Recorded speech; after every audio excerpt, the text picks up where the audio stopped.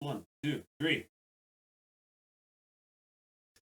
All right, we're back continuing the top country film histories. This time it's actually going to be the top five. I'm not going to split this video up anymore, even though it's probably going to be really long. I will be basically reading directly from my outline this time. Not a lot of improv, so I won't be looking at the camera all that much. Probably won't see my eyeline all that much, but I will probably be covering it up with, I don't know, posters or clips of whatever, so maybe it won't be that noticeable. But without further ado, top five. Number five to start with is Russia.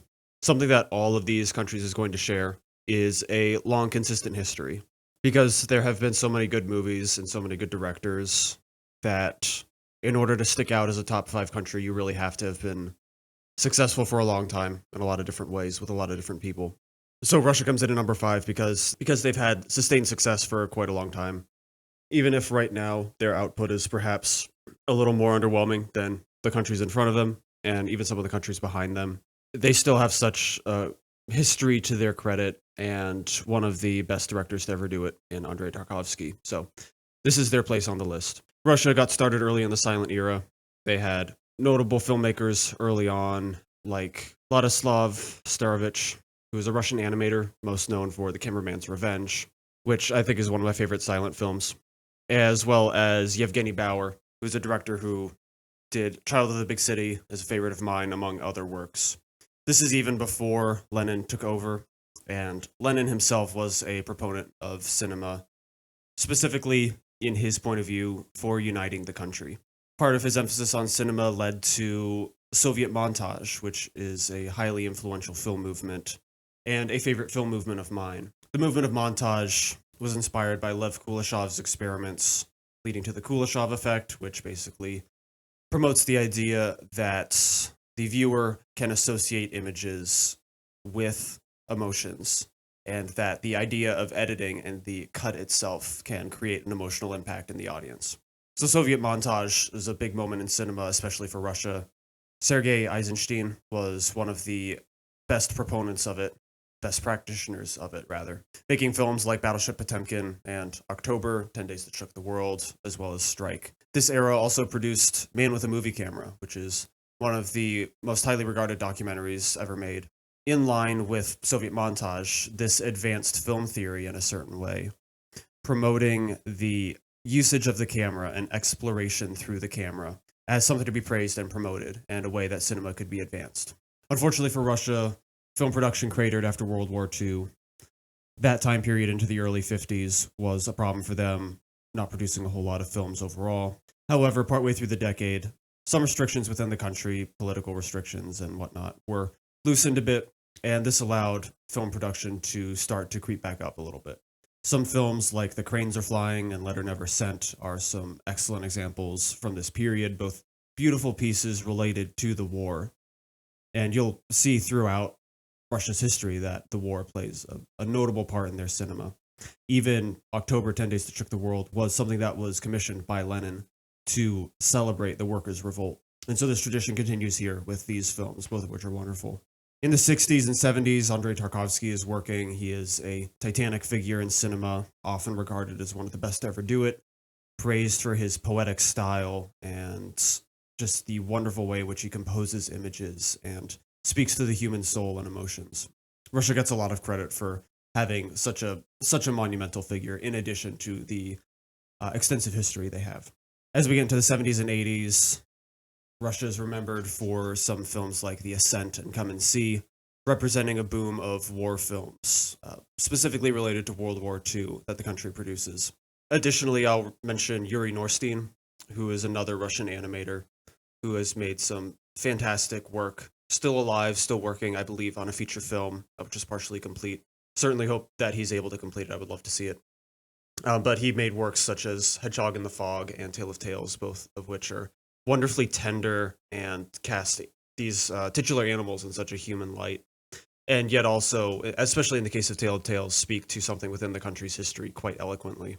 The 90s see another drop in film production in Russia, and this is kind of a harbinger of modern times where Russia is still active. Russia is still making films, but there's not as much of a note lately within these last few decades. And that is something that separates Russia from some of the countries up top that even if they do have small lapses in their history, they're very small, quickly rebound. Russia's still working. There is still plenty of stuff to dig into, but don't have quite the length of consistency as some countries in front of them. But two directors, we'll say, to note are Alexei German, who continued to produce up until his death in 2013, including his magnum opus, Hard to Be a God, and I'm probably going to screw this up, Andrei Zavatsingnev, who of recent years has produced some high-quality work, and most notably Leviathan. Next, we've got Japan.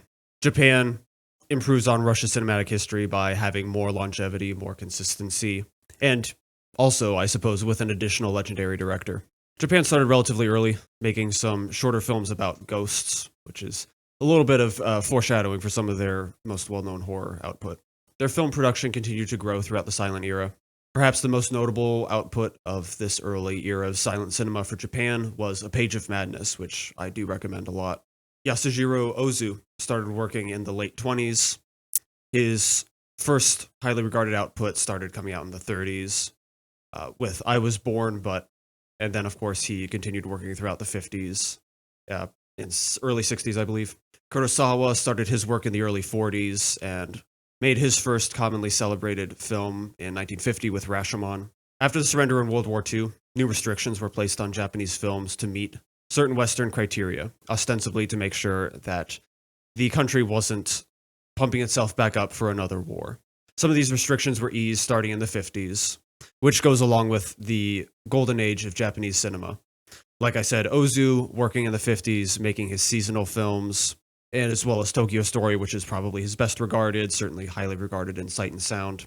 During this period, Kurosawa was directing Rashomon, Seven Samurai, Ikiru, and Throne of Blood. In addition to this, there was a sci-fi boom, most notably Godzilla films, directed initially by Ishiro Honda, but handed off to many other people throughout history. The Human Condition by Masaki Kobayashi is one of the most celebrated trilogies, certainly, and one of the most celebrated sets of war films in film history overall, not just within the country. Kenji Mizoguchi made films like Ugetsu and Sancho the Bailiff, which are also highly regarded. Kurosawa continued his work for multiple decades. His output continued to be high quality even through 80s to the beginning of the 90s with stuff like Ran and Dreams. The 60s also featured Japanese contributions to horror in the form of movies like Kwaidan and Onibaba. The 60s also featured a bulk of the Japanese New Wave, which I touch on in Film Movements video that I think I just put out. But essentially, a lot of films that were striking in style and in subject matter. Films like Death by Hanging, Woman in the Dunes, and The Insect Woman. I don't know if Pale Flower counts as Japanese New Wave. I don't see it come up often as a recommended film, but I would certainly recommend Pale Flower. It's in the right time period. Maybe it's in the wave. But it's just a wonderful sort of noir-inspired film. The 70s saw a drop in Japanese audience due to the spread of television, but there are still films being created at this point, like Lady Snowblood, In the Realm of the Senses, and the cult hit Hausu. The major film studios took a dip in the 80s.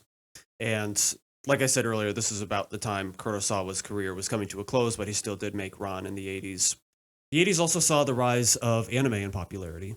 Hayao Miyazaki started working about this time, and of course this eventually led to the rise of Studio Ghibli, and we also see Akira during this time period, which has been a highly influential anime. The 90s has Japan rising back up to the forefront of global recognition. From the 90s, we get movies and crime thrillers like Cure and Angel Dust, get animation like Perfect Blue, Princess Mononoke, again, Studio Ghibli coming to the forefront.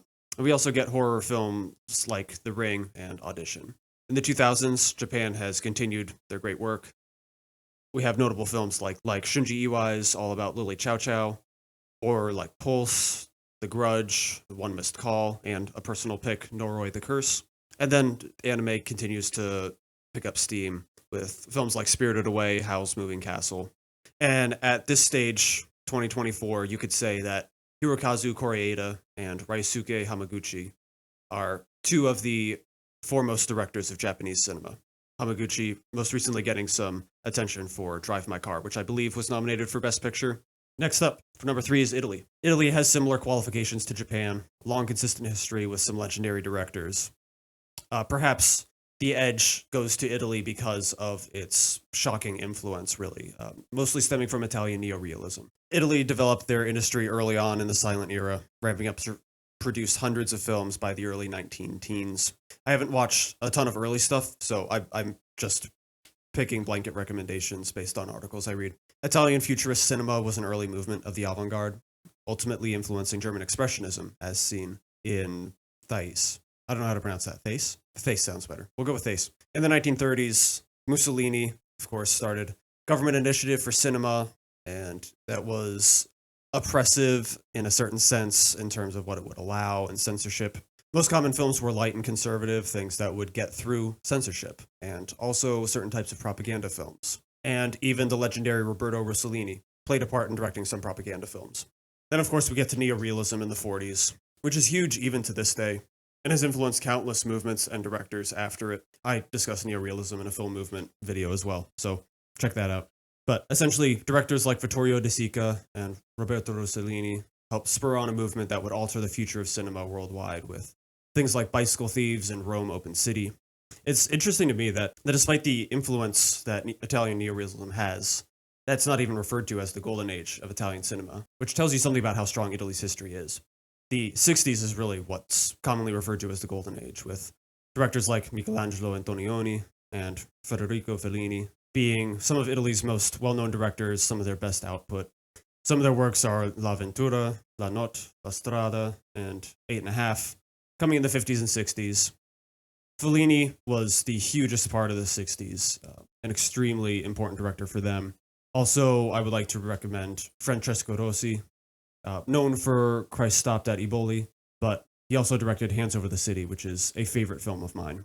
After this more traditional output, we also have the influence of spaghetti westerns and Italian westerns. Of course, Sergio Leone is the figurehead of this, and his trilogy, ending with The Good, the Bad, and the Ugly, remarkably well-known films, and of course, Ennio Morricone, providing wonderful scores for some of this work as well. Into the 70s, we get Giallo. These were a style of murder mystery films, commonly with a strong sense of style.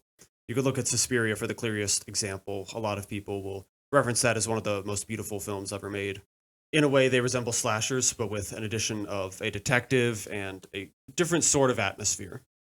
Stylistically, they are also known for having awkward dubbing. They were often filmed with actors speaking different languages at the same time, and everything dubbed in post. So they have a very distinct sort of feel to them when you're watching them, we'll say. Italian horror has a common place in the horror canon, even beyond Argento, with directors like Mario Bava. The 80s and 90s were marked by economic difficulties in Italy, and it made it much more difficult to produce a lot of films, so their output. These decades were not without notable films. Cinema Paradiso came out in 1989, I believe, and Life is Beautiful in the late 90s. But the output had still declined. Horror was continuing. It seems like nothing really ever stops horror overall. Directors like Lamberto Bava and Lucio Fulci continued to work, making films like Demons and From Beyond. I would personally recommend Demons. Like I said earlier, I'm not the hugest fan of Italian horror overall, but Demons, I think an opera would be my two personal recommendations, but Deep Red and Suspiria would probably be two of the most common. And then here in the 21st century, filmmaking has made a comeback, more productions being made. In 2014, The Great Beauty won an Oscar for Best Foreign Language Film, for example. And then in modern times, Luca Guadagnino is an Italian filmmaker, granted working in America now, obviously Challengers and Call Me By Your Name are both English language film, but he's Italian. Alicia Rohrwacher is another leading Italian filmmaker of today, making films like Chimera. Number 2, France. I think there's a little bit of a level here between number 3 and number 2, and I think France is clearly number 2 above the other ones, because it just combines one of the, perhaps the best period for filmmaking a country has ever had, with an extremely consistent and rich history. So France has an argument for being the first real inventor of film, right alongside the US. The Lumiere brothers really helped to introduce the whole idea of capturing film to begin with, next to Thomas Edison. So they were right there at the beginning. Georges Méliès is another early visionary who pushed cinema forward with his shockingly modern visions of science fiction and often space travel even. Alice Guy Bloch, who would later be an influential figure in the US, got her start in France, overseeing production of many films, including what is cited as the first fiction film ever made, The Cabbage Patch Fairy. which unfortunately is now lost, I believe, but there is another version of it, I think a subsequent remake, that is still around from 1902. I would also like to mention Louis Feuillade. I should have looked up how to pronounce that. That was probably terrible. For his work in serials, most notably Les Vampires, Fantomas, and Judex. World War I took its toll on the film industry due to a lack of funding and production issues. Not a lack of production issues. A lack of funding and also production issues. And that kind of let American films become a primary source of film for a time period. Despite this, there was still artistic innovation in the 20s in France. French Impressionism and Surrealism, I both have a thing on them in my film movements. Those are notable periods in film, despite the relative downturn. This is thanks to directors like Louis Deluc, Man Ray, and Jamais Duloc, and films like The Smiling Madame Boudet and The Starfish. The 30s, here's where we get into the heavy hitters for the film movements. Poetic realism. This is a film movement which would go on to influence most notably film noir in the US. But Jean Vigo, Jean Renoir, and Marcel Carné were among filmmakers using this different sort of style and often this sort of shadowy quality to tell beautiful and often tragic stories draped in visual style like Les Talents and The Rules of the Game. While the 40s may not have as much specifically, I would still recommend Children of Paradise and Panique. Poetic realism was still going a little bit. Children of Paradise is part of poetic realism and is in itself an amazing feat due to how difficult it was to complete during occupation in World War II. And Panique is an extension of poetic realism and film noir, given that it came a few years into film noir in the US. Before the New Wave, I would also specifically mention Henri-Georges Clouzot, most notable for directing Diabolique and The Wages of Fear, which would go on to be reimagined / adapted / something by Friedkin as Sorcerer. So the French New Wave is too expansive to cover in this video. I already did part of it in film movements. It's just an incredible number of talented directors making visionary works. Directors like Jean-Luc Godard, François Truffaut, Agnès Varda, making films like Breathless, 400 Blows, Hiroshima Mon Amour. Even beyond the New Wave, there were directors such as Louis Malle, Jacques Demy, Jacques Tati, Robert Bresson, Jean-Pierre Melville. Too many others to name. It was really just a almost inconceivably good time period in film for France. The 70s was a bit of a quieter decade. One thing I think is worth noting, the great Louis Buñuel, still working at this point. He was an early proponent of surrealism, and he directed films like L'Âge d'Or, for instance, in the 30s, in 1930, I think. And here he is 42 years later, still making notable work. Fantastic Planet came out in the early 70s, which is somewhat of a landmark in animation, a really fascinating film. Eric Rohmer continued to work even after the New Wave, as did many other New Wave directors. People like Jean-Luc Godard and Varda changed their output slightly, Godard growing a little more defiant and experimental, and Varda leaning towards documentary filmmaking. The New Wave filmmakers did not just die off after the New Wave. They continued, well, most of them, of course, not literally every one of them, but many continued working in slightly different capacities. The 1980s in France may be best known for Cinéma du Look, which was a more stylized form of cinema in France. This can be seen in films like Boy Meets Girl and Subway. Luc Besson may be a notable name from the period, and we'll see him pop up again right here in the 90s, where he continues to work, most notably being the director of Léon the Professional. Jean-Pierre Jeunet is another name of note to keep in mind. Perhaps the most famous 90s film is La Haine, which is a scathing and viciously energetic film depicting the state of France at the time. And likely the best regarded film of the period is Beau Travail, which placed extremely high on the director's Sight and Sound list and has interesting things to say about masculinity in the military. In the 2000s, France continues to thrive. They haven't dropped off or anything like that. Films like Amélie and La Vie en Rose have seen success. There have also been a number of French actresses, especially, that have seen award success in this century. The 2010s had Intouchable, as well as The Artist which would go on to win Best Picture at the Oscars. And in present day, I would say, most notable French director would be Céline Sciamma, who bears the torch for French cinema right now, having produced an instant classic in Portrait of a Lady on Fire, as well as some well-regarded works like Tomboy and Petite Maman. You could also throw out, oh gosh, what's her name? The director of Titane, Julia Ducournau. Certainly a notable name right now. I believe she also directed Raw, I think. Oh, I also skipped over. I mean, this is perhaps less influential overall, but worth noting just because I especially used to be big into horror. France also has New French Extremity to their name. which is perhaps not technically a new movement, but it deserves a mention as a style within horror, primarily headlined by works like Martyrs and Inside. Gaspar Noé is probably the best known director from that particular style. And also, just as a slight tangent, personally, I thought 2023 was fantastic for French cinema. Seeing films like Anatomy of a Fall, The Taste of Things, and Junkyard Dog. And then number one, US. I am from the US. I have watched a lot of US films, so there's some amount of bias here. This is certainly not a controversial opinion. So like France, the US had an early start, being right in it from the beginning.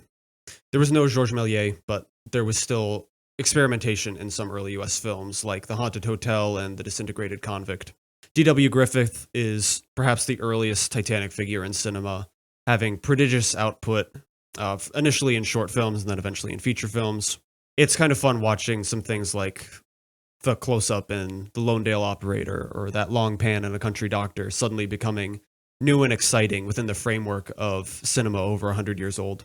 Also draw attention to Lois Weber, who is an early prominent female figure in cinema.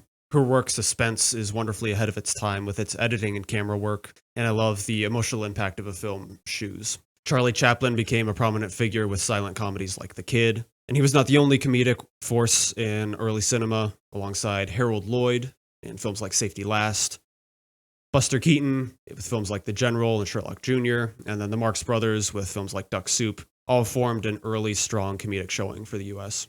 Hollywood also started a tradition of attracting foreign filmmakers. Legends like Ernst Lubitsch, Alfred Hitchcock, Fritz Lang, Victor Sjöström, all coming to the US to work on US productions. Once we get to the talking era, there are new stars, new studios forming. Men like James Stewart, Humphrey Bogart, and Cary Grant were some mega stars of this time period, and Vivien Leigh and Ingrid Bergman are a couple examples of leading women. I'll briefly mention Maya Deren, working in the more experimental realm for providing some distinctive shorts like the highly praised Meshes of the Afternoon. In the early 40s, we have the emergence of noir, thanks to films like The Maltese Falcon, The Third Man, Detour, and The Setup, which is a personal favorite of mine. I'd also like to recommend Gun Crazy for a film that seems so far ahead of its time and so influential on certain films I immediately think of. And also I want to shout out Ida Lupino, not just for her minimalistic noir, The Hitchhiker, but also for her talent in directing and acting, with one of my favorites of hers being Outrage. And then, of course, we have Westerns, most memorably highlighted by the work of John Wayne and sometimes John Ford, and most notably in The Searchers, where the two of them teamed up. In 1957, Sidney Lumet's 12 Angry Men was released and remains to this day a classic.